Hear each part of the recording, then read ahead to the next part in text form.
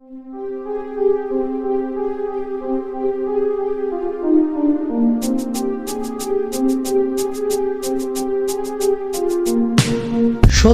রায়ের লেখা তারিণী খুড়োর গল্প নিয়ে আমাদের একটি বিশেষ নিবেদন, স্টোরি স্টেশন তারিণী খুড়ো স্পেশাল।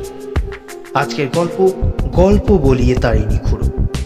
প্রধান চরিত্রে মিস্টার পারেখ, মহাদেব দূতি। গল্পের সূত্রধর আমি সহ। শুরু হচ্ছে গল্প বলিয়ে তারিণী খুড়ো।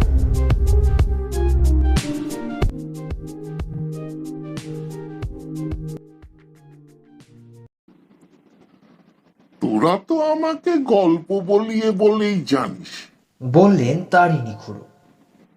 কিন্তু এই গল্প বলে যে আমি এককালে রোজগার করেছি সেটা কি জানিস? না বললে জানবো কি করে, বলল ন্যাকলা। সে আজ থেকে 22 বছর আগেকার কথা। বললেন তারিণী খুড়ো। বোম্বেতে আছি, ফ্রি প্রেস জার্নাল কাগজে এডিটরের কাজ করছি। এমন সময় একটা বিজ্ঞাপন দেখলাম। আহমেদাবাদের এক ধনী ব্যবসায়ী একজন গল্প বলিয়ের সন্ধান করছে। ভারী মজার বিজ্ঞাপন। হেডলাইন হচ্ছে ওয়ান্টেড এ স্টোরি টেলার।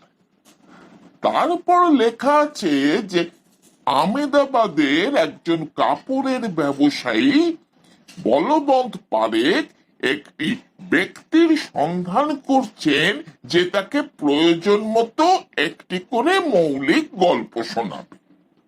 সে লোক বাঙালি হলে ভালো হয়, কারণ বাঙালিরা খুব ভালো গল্প লেখে। বুঝে দেখ, মৌলিক গল্প। অন্যের লেখা ছাপা গল্প হলে চলবে না।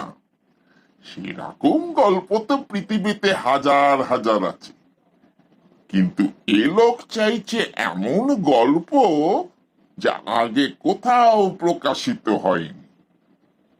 এখন ব্যাপারটা হচ্ছে কি, আমার পক্ষে গল্প তৈরি করা খুব কঠিন নয়। আমার জীবনের এত রকম অভিজ্ঞতা হয়েছে, তাতেই একটু আধটু রং চড়িয়ে রদবদল করে বলে নিলেই সেটা গল্প হয়ে যায়। তাই কপাল ঠুকে অ্যাপ্লাই করে দিল। এটাও জানিয়ে দিলুম যে আমি গুজরাটি জানি না, তাই গল্প বললে হয় ইংরেজিতে, না হয় হিন্দিতে বলতে হবে। হিন্দিটা আমার বেশ ভালোই রকম রপ্ত ছিল, আর ইংরেজি তো কলেজে আমার সাবজেক্টই ছিল। 7 দিনে উত্তর এসে গেল। পারেখ সাহেব জানালেন ওর ইনসোমিয়া আছে, রাত 3:30 4টের আগে ঘুমন না। সেই সময়টা গল্পই শুনতে চান। রোজ নয়, যেদিন মন চাইবে। মাইনে মাসে 1000 টাকা। আমি আমার বোম্বের খবরের কাগজের চাকরি ছেড়ে দিল। 1.5 বছর করেছি এক কাজ, আর এমনিতেই ভালো লাগছিল না। দুধ ও চিনি ছাড়া চায় একটা চুমুক দিয়ে আবারও বলতে শুরু করলেন খুড়ো। আহমেদাবাদে গিয়ে জানলুম পারেখ সাহেবের কাপড়ের মিল আছে। বিরাট ধনী লোক, বাড়িটাও বেল্লায়, অন্তত 12-14 খানা ঘর। তার একটাতেই আমাকে থাকতে দিলেন। বললেন, তোমার ডিউটির তো কোনো ধরাবাঁধা সময় নেই, মাঝরাত্রিরে তোমায় ডাকবো। অন্য জায়গায় থাকলে চলবে কি করে? তুমি বরং আমার বাড়িতেই থাকো। ভদ্রলোকের বয়স 45-এর বেশি না, অর্থাৎ আমারই বয়স। 2 ভাইপো আছে, হীরালাল আর চুনিলাল। তারা কাকার ব্যবসায় লেগে আছে। এর মধ্যে হীরালালের বিয়ে হয়ে গেছে। সে বউ আর 2 ছেলে মেয়ে নিয়ে ওই একই বাড়িতে থাকে। খাওয়ার ব্যাপারে আমার কোনো ঝামেলা নেই। পারেখ সাহেব জিজ্ঞাসা করলেন আমি কোনো স্পেশাল রান্না খাবো কিনা। আমি বলে দিই যে আমি গুজরাটি রান্নায় অভ্যস্ত, মোট কথা মাসখানেকের মধ্যেই বেশ গ্যাঁট হয়ে বসলাম। গল্প দেখলাম মাসে ওই 10 দিনের বেশি বলতে হচ্ছে না। বাকি সময়টা খাতায় গল্পের প্লট নোট করে রাখতাম। ইচ্ছে করলে আমি নিজেই তো একজন গল্প লিখিয়ে হয়ে যেতে পারতাম, কিন্তু তাতে মাসে ওই 1000 টাকা আয় হতো না। ভূতের গল্প, শিকারের গল্প, ক্রাইমের গল্প, সাধারণত এইগুলোই ভদ্রলোক বেশি ভালোবাসতেন শুনতে। তোরা তো জানিস ভূতের অভিজ্ঞতা আমার অনেক হয়েছে। তেমনি রাজা রাজরাদের সঙ্গে শিকারও করেছি, কম নয়। ক্রাইমের গল্পটা মাথা থেকে বার করে বলতো, সেটা বেশ ভালোই উতরিয়ে যেত। মোটামুটি ভদ্রলোক আমার কাজে খুশিই ছিলেন। মাস 6 হয়ে গেছে, এমন সময় একদিন সকালে এক ভদ্রলোক পারেক সাহেবের সঙ্গে দেখা করতে এলেন। পারেক সাহেব সেদিন একটু বেরিয়েছিলেন। আমি ভদ্রলোককে বৈঠকখানায় বসিয়ে জিজ্ঞেস করলাম তার কি দরকার। উনি বললেন ওর নাম মহাদেব দুতিয়া। উনি একটা বিশেষ জনপ্রিয় গুজরাটি মাসিক পত্রিকা ললিতার সম্পাদক।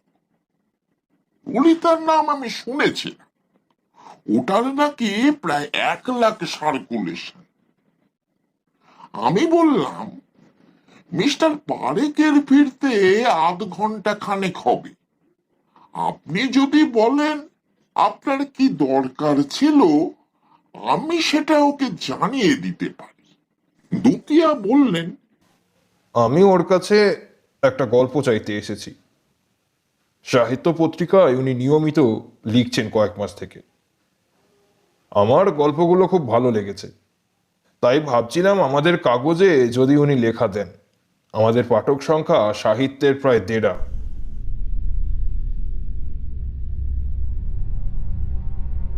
উনি গল্প লিখছেন?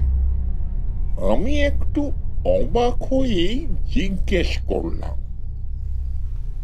আপনি জানেন না? না, একেবারেই জানি না। Very good story. আর ওর গল্পের খুব ডিমান্ড হয়েছে, সাহিত্যের গ্রাহক সংখ্যা বেড়ে গেছে। আপনি গুজরাটি পড়তে পারেন? একটু একটু, ওই হিন্দির সঙ্গে সামান্য মিল আছে তো।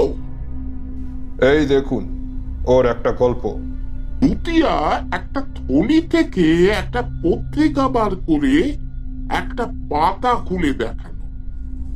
পড়তে আমার কোনো অসুবিধে হলো না। এই গল্প তুমি পড়েছো? সার্টেনলি, খুব ভালো গল্প। গল্পের মোটামুটি ব্যাপারটা খুব সংক্ষেপে আমাকে বলতে পারো? দুতিয়া বললেন, এবং আমি বুঝলাম যে সেটা আমারই বলা একটা গল্প। ভদ্রলোকের কাহিনীকার হওয়ার শখ হয়েছে, কিন্তু নিজের মাথায় প্লট আসে না, তাই অন্যের কাছ থেকে শোনা মৌলিক গল্প নিজের বলে চালাচ্ছেন। গল্প বলিয়ে বাঙালি হবার প্রয়োজনও এখনো বুঝলাম। আমি গুজরাটি হলে তো এই ব্যাপারটা অনেক আগেই জেনে ফেলতাম। এভাবে ঘটনাচক্রে দুতিয়ার কাছ থেকে জানার কোনোই প্রয়োজন হতো না। আমি বললাম, আপনি কি বসবেন না আর একদিন আসবেন? অবশ্যই আমিও ওকে ব্যাপারটা বলে দিতে পারি। আমি নিজেই আসব। কাল সকালে দেখা হবে কি? 11টা নাগাদ এলে নিশ্চয়ই হবে। মিস্টার পারেক আসলে একটু দেরিতে ওঠে। মিস্টার দুতিয়া চলে গেলেন। আমি আবার মন দিয়ে ব্যাপারটা উপলব্ধি করার চেষ্টা করলাম।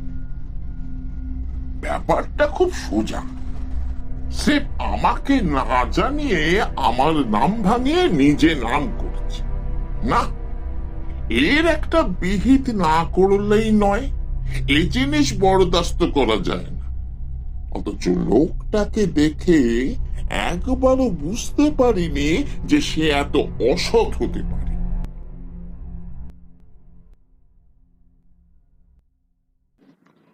পরদিন দোতলায় আমার ঘরের জানলা থেকে দেখলাম 11টার সময় একটা পুরনো ফোর্ড গাড়ি এসে পারেকের বাড়ির সামনে থামল, আর তার থেকে দুতিয়া নামলেন। এবার থেকে ললিতা পত্রিকায় চোখ রাখতে হবে, পারেকের কোনো গল্প বেরোয় কিনা সেটা দেখতে হবে। কিন্তু এর প্রতিকার হয় কি করে? এ জিনিস তো চলতে দেওয়া যায় না। রাত্রিরে ডাক পড়ল, গেলুম। পারেক বললে গল্প শুনবে। আমার ভাবাই ছিল, আমি বলে গেলুম। গল্পের শেষে আমায় তারিফ করলে, বললে, this is one of your best. 1 মাস পরের কথা। এর মধ্যে আরো 8-10টা গল্প বলা হয়ে গেছে। একদিন সকালে পারেক বেরিয়েছে, আমি আমার ঘরে বসে আছি। এমন সময় পারেকের ভাইপো হীরালাল এসে বলল, আমার টেলিফোন আছে। আমি নিচে অফিসে গেলাম, ফোন তুলে হ্যালো বলে দেখলুম ললিতার সম্পাদক দুতিয়া কথা বলছে। বললেন, মিস্টার পারেক নেই শুনছি। না, উনি একটু বেরিয়েছেন। বিশেষ জরুরি দরকার ছিল। তা আপনি কি একবার আমার অফিসে আসতে পারবেন? ঠিকানাটা টেলিফোন ডাইরেক্টরিতেই পাবেন। আমি বললাম, এখান থেকে কত দূর আপনার অফিস? ট্যাক্সিতে এলে 10 মিনিটে পৌঁছে যাবে। বেশ, আমি আসছি। ললিতার অফিস দেখলেই বোঝা যায় তাদের অবস্থা খুব সচ্ছল। বেশ বড় ঘরে একটা বড় টেবিলের পেছনে দুতিয়া 3টে টেলিফোন সামনে নিয়ে বসে আছে। আমাকে দেখেই উত্তেজিত হয়ে বললেন, কেলেঙ্কারি ব্যাপার। কি হলো? মিস্টার পারেক আমাদের একটা গল্প পাঠিয়েছেন, চমৎকার গল্প। আমরা সেটা ছাপিয়েছিলাম। তারপর অন্তত 150 চিঠি পেয়েছি। পাঠকেরা বলছে গল্পটা চুরি। এর মূল লেখক হচ্ছে তোমাদের বাংলাদেশের শরৎচন্দ্র চ্যাটার্জি।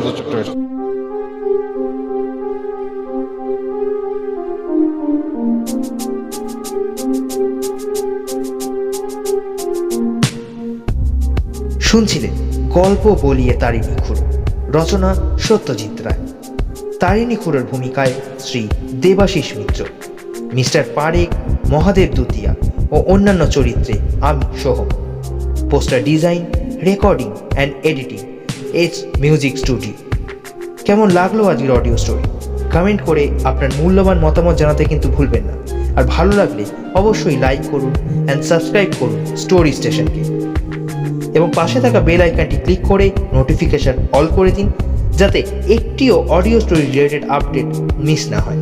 এবং শেয়ারের মাধ্যমে আপনার বন্ধুবান্ধব এবং আত্মীয় স্বজনদের শোনার সুযোগ করে দিন। আগামী সপ্তাহে ঠিক একই সময় আরও একটি রোমাঞ্চকর গল্প নিয়ে হাজির হবে স্টোরি স্টেশন।